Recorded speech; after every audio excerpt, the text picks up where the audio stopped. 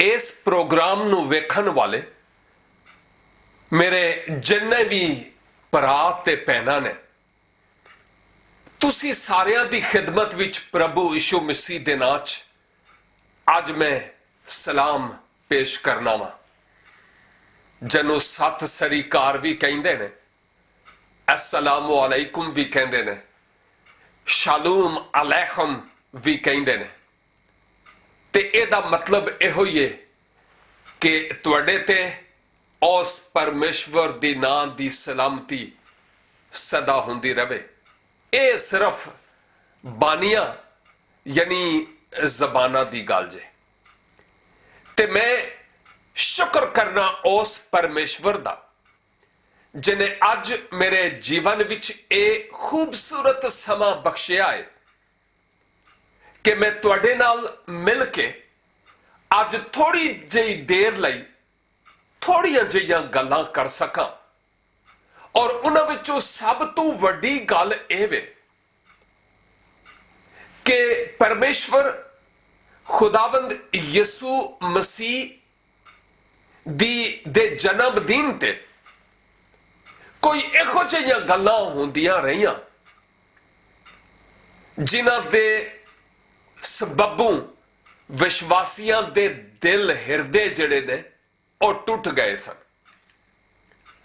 ਔਰ ਹਰ ਉਹ ਮਸੀਹੀ ਦਾਸ ਤੇ ਵਿਸ਼ਵਾਸੀ ਜਿਹਦਾ ਵਿਸ਼ਵਾਸ ਉਹਦੇ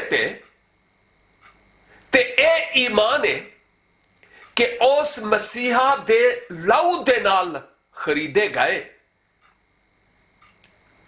ਉਹ ਰਹਿ ਨਹੀਂ ਸਕੇ ਜਦੋਂ ਤੀਕਰ ਆਓ ਆਪਣੇ ਈਮਾਨ ਦਾ ਇਜ਼ਹਾਰ ਕਰ ਨਾ ਸਕਣ।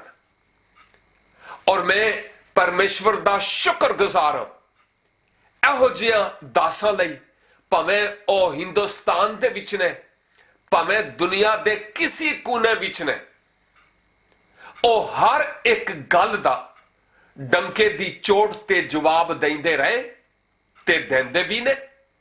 ਮੈਂ ਉਹਨਾਂ ਸਾਰਿਆਂ ਭਰਾਵਾਂ ਤੇ ਭੈਣਾਂ ਦਾ ਸ਼ੁਕਰਗੁਜ਼ਾਰ। ਅੱਜ ਮੈਂ ਜਸਵੰਤ ਸਿੰਘ ਸਾਹਿਬ ਦੇ ਬਾਰੇ 'ਚ ਔਰ ਉਹਨਾਂ ਦੀ ਕੀਤੀ ਗਈ ਗੱਲ ਦੇ ਬਾਰੇ ਥੋੜੀ ਦੇਰ ਵਾਸਤੇ ਕੁਝ ਕਹਿਣਾ ਚਾਹੁੰਦਾ ਵਾਂ। ਲੇਕਿਨ ਇਹ ਗੱਲ ਮੈਂ ਜ਼ਰੂਰ ਆਖਾਂਗਾ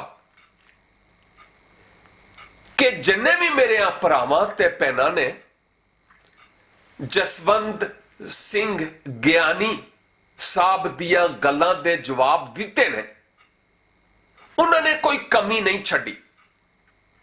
ਬੜੇ ਖੂਬਸੂਰਤ ਅੰਦਾਜ਼ ਦੇ ਨਾਲ ਜਸਵੰਤ ਸਿੰਘ ਸਾਹਿਬ ਦੀ ਜਿਹੜੀ ਬਾਣੀ ਹੈ ਉਹਦੇ ਉਹਨਾਂ ਨੇ ਉੱਤਰ ਦਿੱਤੇ ਨੇ। ਤੇ ਮੇਰਾ ਵਿਸ਼ਵਾਸ ਹੈ ਕਿ ਜਦੋਂ ਚੌਹਾਂ ਪਾਸਿਆਂ ਵੱਲੋਂ ਇਹੋ ਜਿਹੇ ਗਿਆਨੀਆਂ ਨੂੰ ਜਵਾਬ ਯਾਨੀ ਉੱਤਰ ਮਿਲਦੇ ਨੇ ਤੇ ਉਹਦੇ ਸਬਬੋਂ ਉਹ ਲੋਕ ਵੀ, ਉਹ ਮਨੁੱਖ ਵੀ ਜਿਹੜੇ ਮਸੀਹੀ ਵਿਸ਼ਵਾਸ ਤੇ ਧਰਮ ਦੀ ਬਾਬਤ ਨਹੀਂ ਜਾਣਦੇ, ਉਹ ਵੀ ਬਹੁਤ ਕੁਝ ਜਾਣ ਜਾਉਂਦੇ ਨੇ। ਤੇ ਮੈਂ ਇਹ ਗੱਲ ਆਖਾਂਗਾ ਕਿ ਸਾਡੇ ਲਈ ਤੇ ਇਹ ਬੜੇ ਆਜ਼ਾਜ਼ ਦੀ ਗੱਲ ਹੈ, ਸ਼ਰਫ ਦੀ ਗੱਲ ਹੈ, ਇੱਜ਼ਤ ਦੀ ਗੱਲ ਹੈ ਕਿ ਜਦੋਂ ਖੁਦਾਵੰਦ ਯਿਸੂ ਮਸੀਹ ਦੀ ਬਾਬਤ ਕੋਈ ਉਲਟੀ ਸਿੱਧੀ ਗੱਲ ਕਰੇ ਤੇ ਅਸੀਂ ਉਹਦਾ ਹਲੀਮੀ ਤੇ ਫਰੋਤਨੀ ਦੇ ਨਾਲ ਜਵਾਬ ਦੇ ਸਕਾਂ। ਤੇ ਜਿੰਨੇ ਵੀ ਦਾਸਾਂ ਨੇ ਇਸ ਤੇ ਆਪਣੀ ਜ਼ਬਾਨ ਖੋਲੀ ਹੈ, ਮੈਂ ਤੁਸੀਂ ਸਾਰਿਆਂ ਦਾ ਸ਼ੁਕਰਗੁਜ਼ਾਰ ਹਾਂ ਕਿ ਬੜੇ ਖੂਬਸੂਰਤ ਅੰਦਾਜ਼ ਦੇ ਨਾਲ ਜਸਵੰਤ ਸਿੰਘ ਗਿਆਨੀ ਦੀ ਜਿਹੜੀ ਗਲਤ ਫਹਿਮੀ ਹੈ ਉਹਨੂੰ ਹਰ ਮੁਮਕਨ ਤਰੀਕੇ ਨਾਲ ਦੂਰ ਕਰਨ ਦੀ ਕੋਸ਼ਿਸ਼ ਕੀਤੀ ਹੈ। ਤੇ ਜਦੋਂ ਮੈਂ ਅੱਜ ਆਪਣੀ ਜ਼ਬਾਨ ਖੋਲ ਰਿਹਾ ਵਾਂ ਤੇ ਇਹਦਾ ਕਤਈ ਤੌਰ ਤੇ ਇਹ ਮਕਸਦ ਨਹੀਂ ਕਿ ਜਿਹੜਾ ਕੁਝ ਖੁਦਾਵੰਦ ਦੇ ਪਰਮੇਸ਼ਵਰ ਦੇ ਦਾਸਾਂ ਨੇ ਆਖਿਆ ਉਹਦੇ ਵਿੱਚ ਕੋਈ ਕਮੀ ਰਹਿ ਗਈ। ਨਹੀਂ ਨਹੀਂ ਨਹੀਂ ਨਹੀਂ, ਇਹ ਗੱਲ ਕਤਈ ਤੌਰ ਤੇ ਨਹੀਂ, ਬਲਕਿ ਮੈਂ ਇਹ ਆਖਾਂਗਾ कि हर एक अपनी लियाकत, अपने इल्म ते एक खास एंगल ते, एक खास जाविये ते गल करदा है ते सारियां गल्लां इक्को पॉइंट ते नुकते वल फोकस करदियां ने ते ओ प्रभु यीशु मसीह। ते अज जड़ियां गल्लां मैं भी करांगा ओ शायद थोड़ियां जिहियां वखरियां जिहियां होणगियां, लेकिन ओ भी साडे विश्वास नूं होर ज्यादा वधान विच साडे लई बड़े कारामंद होणगियां। मैं ये गल समझना वा कि जिवें इंजील यानी खुशखबरी एक ही है, यसू एक ही है, गुरु वाहे दे कोल जान दी राह भी एक ही है ते ओदे कोल जान दा दर भी एक ही है। ते जिवें इंजील एक ही है ते ओदे गवाह चार ने, मती, मरकस, लूका ते यूहन्ना। जिवें पवित्र आत्मा ने उन्हां दी रहनुमाई कीती है, उंजी उन्होंने भी पवित्र आत्मा दे राही मसीह खुदावंद दी तालीम, जिंदगी, उन्हां दे बानी, उन्हां दे जड़े जीवन सी, उन्हां दा दुख ते जड़ा सलीबी मौत है ओदे बारे च, और मसीह खुदावंद दे अचंभे ते चमत्कार जड़े सन उन्हां दा उन्हां दे जिक्र कीता है। ते गोया ये चार इंजीलां जड़ियां तुहानूं मिलदियां ने, ये चार गवाह ने जिहड़े इक्को ही पॉइंट, मरकजी नुकता परमेश्वर इस यीशु मसीह वल इशारा करते हैं। इसे तरह ए जिहड़े मुख्तलिफ दास हिंदुस्तान चों, पाकिस्तान चों और इन्हां देशों तो बाहर दे भी जिहड़े परमेश्वर दे दास ने, जिन्हां ने एस जसवंत सिंह दी बानी ते गल कीती है ते कर भी रहे ने, ये मुख्तलिफ गवाह ने और विश्वास दी गैरत उन्होंने मजबूर कर दी है कि ओ एहो जे लोकां दी गलत फहमियां ते सवालों दे जवाब दे सकन। देखो, मेरे बहुत सारे सिख दोस्त भी ने, मेरे भरा ने, मैं उन्होंने प्यार करना इसलिए कि मेरा प्रभु उन्होंने प्यार करता है। यहो ही गल है, क्योंकि परमेश्वर ने जगत नाल यहो जिहा प्रेम किया कि अपना पुत्र दे छड़िया तां जे जिहड़ा कोई ओदे ते विश्वास करे ओ मर ना जावे बल्कि ओ अंत जीवन पावे। गोया साडा मकसद इक्को ही है कि ईमान दी गैरत रखदे होया सानू ते मौका मिल रहा है कि कोई सवाल उठावे, चुके ते असी सारे मिलके मुख्तलिफ पहलुओं दे नाल ओदे सवाल दे जवाब दे सकिए। इंज मेरे बहुत सारे सिख दोस्त भैनां भरा ने जिन्हां दे जहन खुलणगे ते ओ जानणगे कि असल विच मसीही विश्वास जिहड़ा है ओ की है।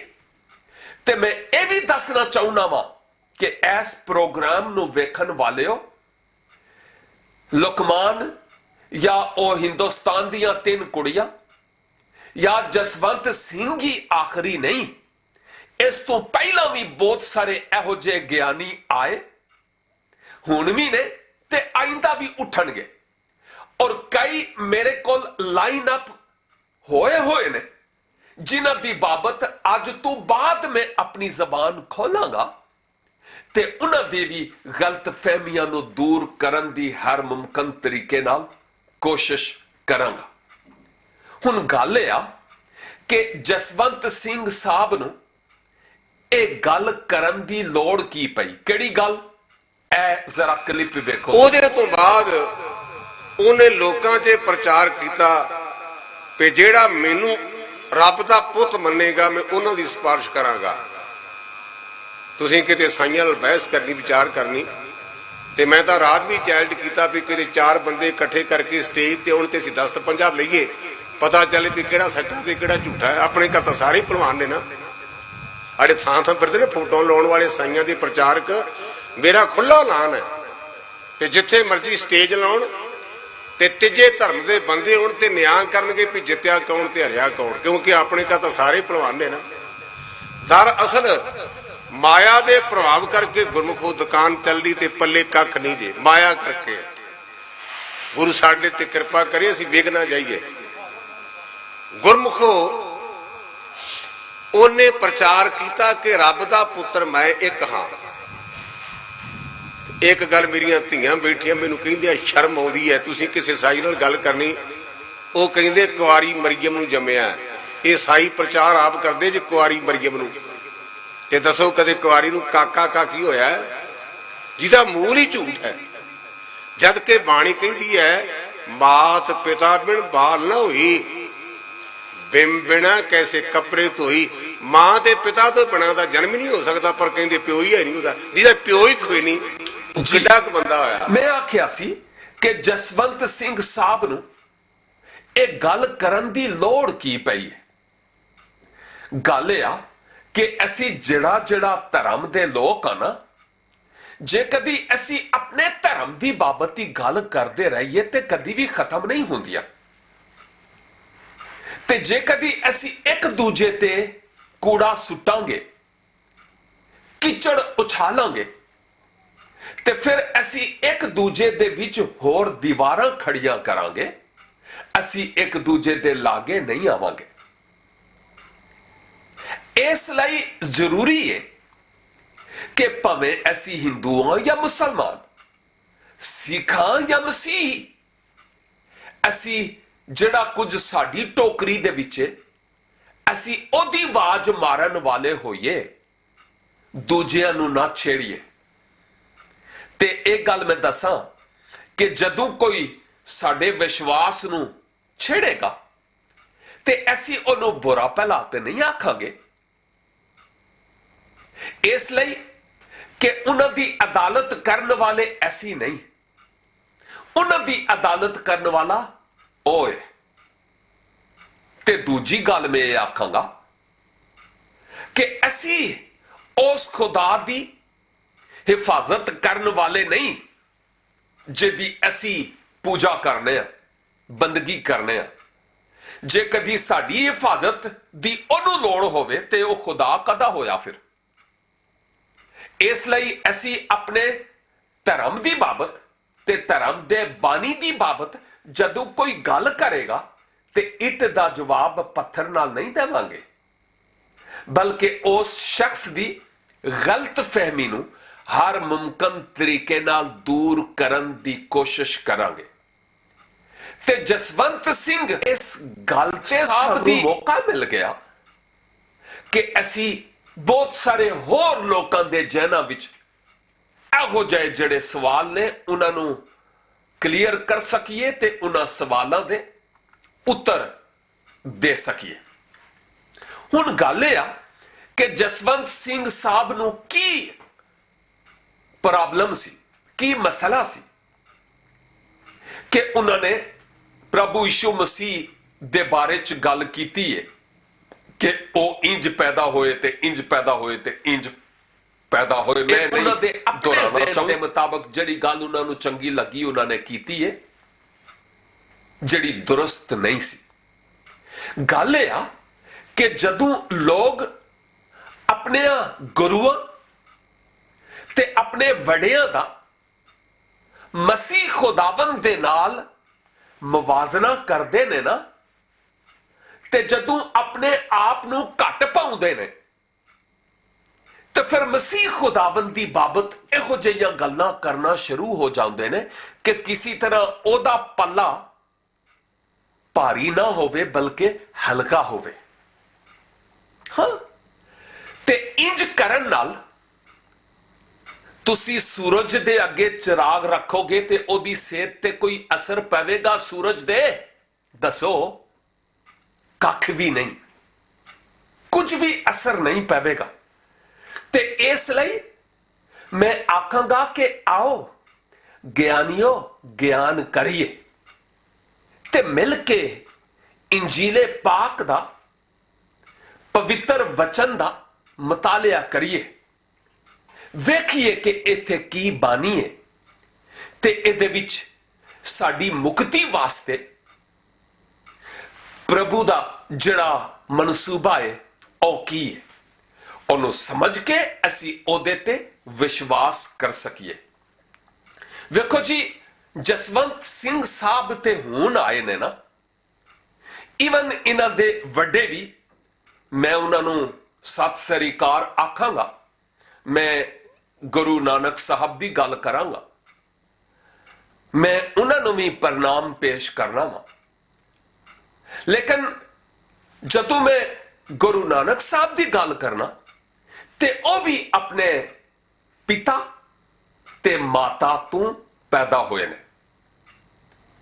ਉਹਨਾਂ ਦੇ ਜਿਹੜੇ ਪਿਤਾ ਸਨ, ਉਹਨਾਂ ਦਾ ਨਾਂ ਸੀ ਕਲਿਆਣ ਦਾਸ ਜੀ, ਤੇ ਜਿਹੜੇ ਉਹਨਾਂ ਦੀ ਮਾਤਾ ਸਨ, ਉਹਨਾਂ ਦਾ ਨਾਮ ਤ੍ਰਿਪਤਾ ਜੀ ਸਨ।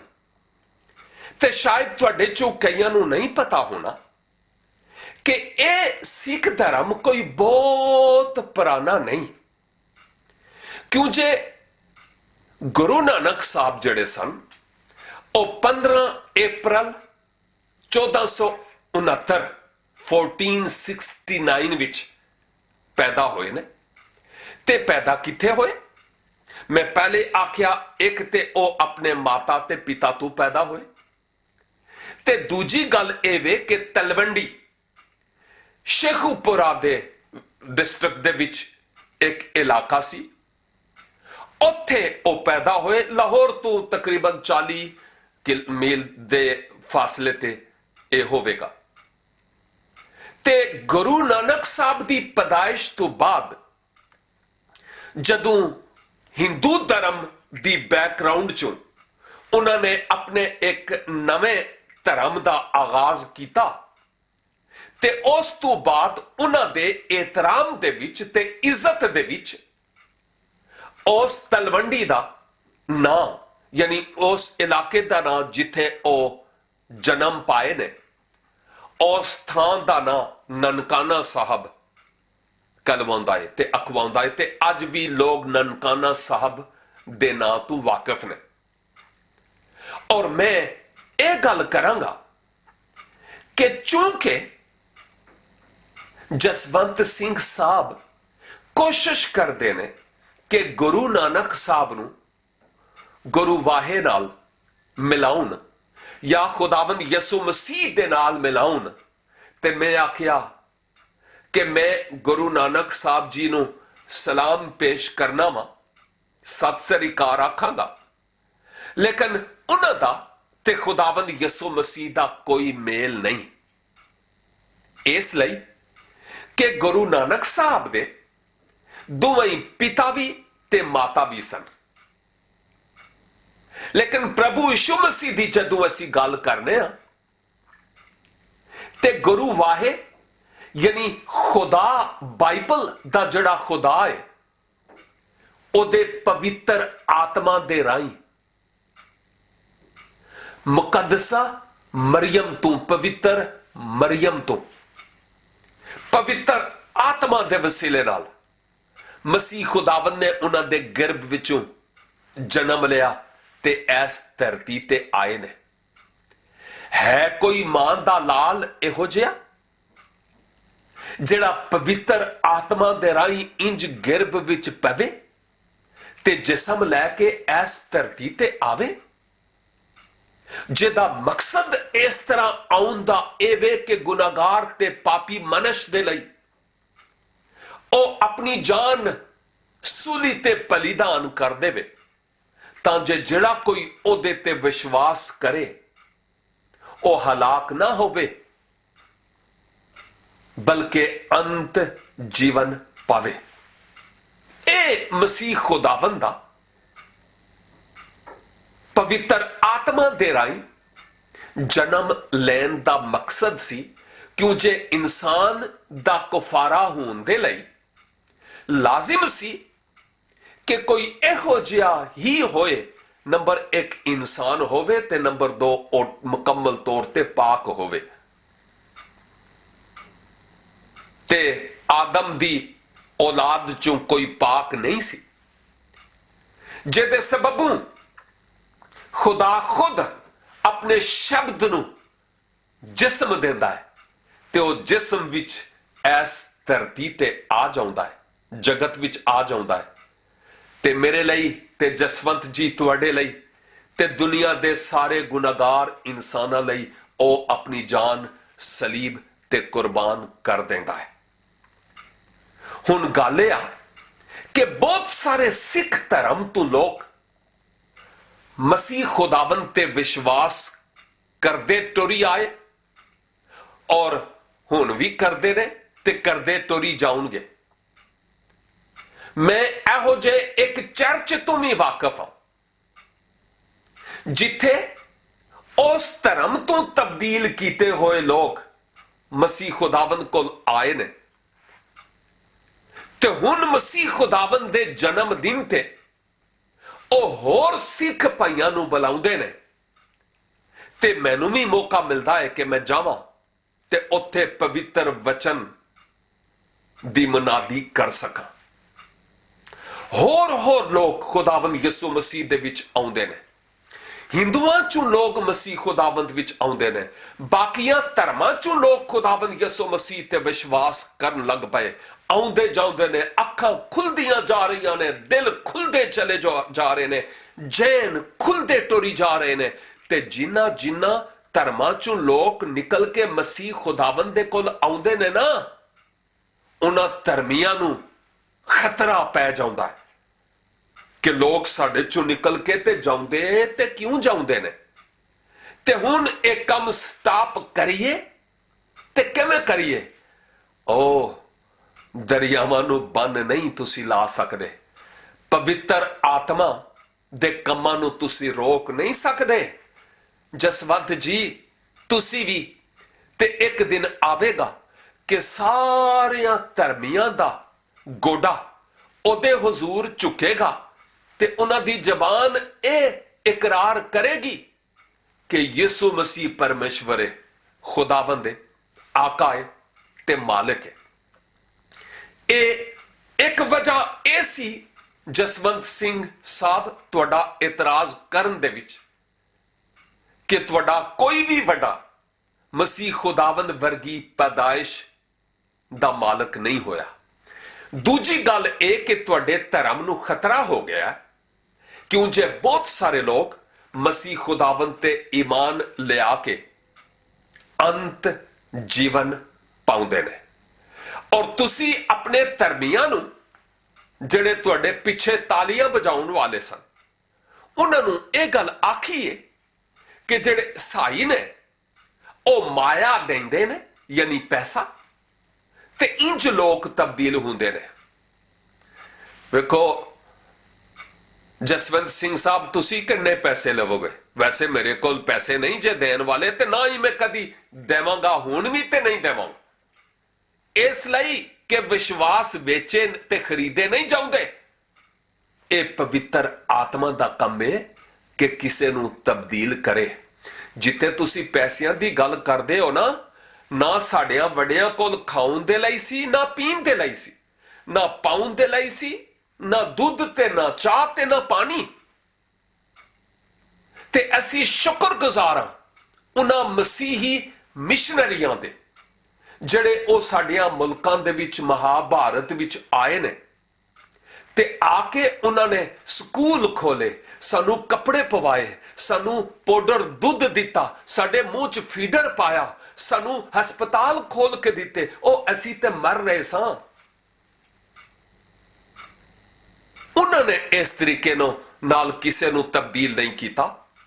ਲੋਕ ਉਦੋਂ ਵੀ ਉਹਨਾਂ ਦੀ ਮੁਹੱਬਤ ਨੂੰ ਵੇਖ ਕੇ ਸੋਚੀ ਲੱਗ ਪਏ ਕਿ ਆਖਰ ਇਹਨਾਂ ਦਾ ਕਿਹੜਾ ਵਿਸ਼ਵਾਸ ਹੈ ਕਿ ਦੂਜਿਆਂ ਧਰਮੀਆਂ ਦੇ ਲਈ ਇੰਨਾ ਦਰਦ ਰੱਖਦੇ ਨੇ। ਉਦੋਂ ਲੋਕ ਖੁਦਾਵੰਦ ਯਿਸੂ ਮਸੀਹ ਦੇ ਪਿੱਛੇ ਆਏ। ਤੇ ਜਿੱਥੇ ਗੱਲ ਤੁਸੀਂ ਯੂਹੰਨਾ ਦੀ ਕੀਤੀ ਹੈ ਨਾ, ਯੂਹੰਨਾ ਨੇ ਕਿਧਰੇ ਵੀ ਨਹੀਂ ਆਖਿਆ ਕਿ ਯਿਸੂ ਮੇਰੇ ਕੋਲੋਂ ਬਪਤਿਸਮਾ ਲਿਆ ਤੇ ਮੈਂ ਵੱਡਾ ਵਾਂ, ਨਹੀਂ, ਬਲਕਿ ਯੂਹੰਨਾ 3:3 ਦੇ ਵਿੱਚ ਯੂਹੰਨਾ ਨੇ ਇਹ ਗੱਲ ਆਖੀ ਹੈ ਕਿ ਜ਼ਰੂਰ ਹੈ ਕਿ ਮੈਂ ਘਟਾਂ ਤੇ ਉਹ ਮੇਰੇ ਵਿੱਚ ਵਧੇ।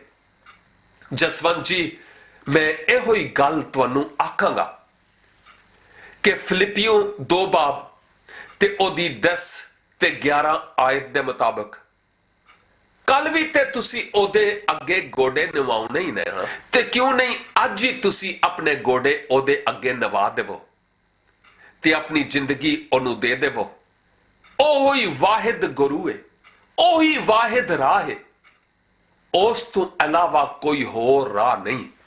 ਆ ਜਬ ਉਹਦੇ ਉੱਤੇ ਸਾਰੀ ਦੁਨੀਆ ਦੇ ਲੋਕਾਂ ਲਈ ਇਹ ਸੰਦੇਸ਼ਾ ਹੈਗਾ ਕਿ ਯੀਸ਼ੂ ਮਸੀਹ ਹੀ ਉਹ ਵਾਹਿਦ ਰਾਹ ਹੈ ਜਿਹਦੇ ਵਸੀਲੇ ਨਾਲ ਤੁਸੀਂ ਪਰਮੇਸ਼ਵਰ ਦੀ ਹਜ਼ੂਰੀ 'ਚ ਆ ਸਕਦੇ ਹੋ। ਇਸ ਤੋਂ ਇਲਾਵਾ ਹੋਰ ਕੋਈ ਰਾਹ ਨਹੀਂ। ਤੇ ਜਿੱਥੇ ਤੀਕਰ ਤੁਸੀਂ ਇਹ ਬਾਂਗ ਦਿੱਤੀ ਹੈ ਨਾ ਕਿ ਆ ਜਾਵੇ ਕੋਈ ਮੰਜ਼ਲ ਤੇ, ਫਿਰ ਹੱਥ ਵਿੱਚ ਹੱਥ ਪਾਵਾਂਗੇ ਤੇ ਪਤਾ ਚੱਲੇਗਾ ਕਿ ਕਿਹਦੇ ਜ਼ੋਰ ਹੈ। ਤੇ ਗੱਲ ਇਹ ਆ ਕਿ ਇਹ ਜਿਹੜਾ ਤੁਹਾਡੇ ਕੋਲ ਆਉਣ ਦੀ ਲੋੜ ਨਹੀਂ, ਨਾ ਹੀ ਤੁਹਾਨੂੰ ਸਾਡੇ ਕੋਲ ਆਉਣ ਦੀ ਲੋੜ ਹੈ, ਨਾ ਹੀ ਖਰਚਾ ਕਰਨ ਦੀ ਲੋੜ ਹੈ। ਮੇਰੇ ਖਿਆਲ ਵਿੱਚ ਜੇ ਕਦੀ ਤੜ ਹੈ ਨਾ ਤੁਹਾਡੇ 'ਚ, ਤੇ ਜਿੰਨਾ ਕੁਝ ਤੁਸੀਂ ਕਹਿ ਸਕਦੇ ਹੋ ਕਹੋ। ਮੀਡੀਆ ਸਾਰੀ ਦੁਨੀਆ 'ਚ ਤੁਹਾਡੀ ਆਵਾਜ਼ ਪਹੁੰਚਾਵੇਗਾ ਤੇ ਜਿਹੜਾ ਕੁਝ ਸਾਡੇ ਕੋਲ ਹੋਵੇਗਾ ਨਾ, ਅਸੀਂ ਵੀ ਉਸ ਤੁਹਾਡੇ ਆਖੇ ਹੋਏ ਦਾ ਜਵਾਬ ਦੇਵਾਂਗੇ ਤੇ ਤੁਹਾਡੇ ਕੋਲ ਬਹਿਾਂਗੇ ਤੇ ਚੰਦ ਲੋਕ ਸੁਣਨਗੇ। ਮੀਡੀਆ ਦੇ ਜ਼ਰੀਆ ਮਿਲੀਅਨਸ ਦੇ ਹਿਸਾਬ ਨਾਲ ਲੋਕ ਇਸ ਸੱਚਾਈ ਤੇ ਇਸ ਹਕੀਕਤ ਨੂੰ ਜਾਣਨਗੇ। ਆਪਣੇ ਆਪ ਨੂੰ ਸਵਾਰਾ ਕਰ ਲਵੋ ਤੇ ਉਹਦੀ ਕੁਰਬਤ ਤੇ ਨਜ਼ਦੀਕੀ 'ਚ ਆ ਜਾਵੋ।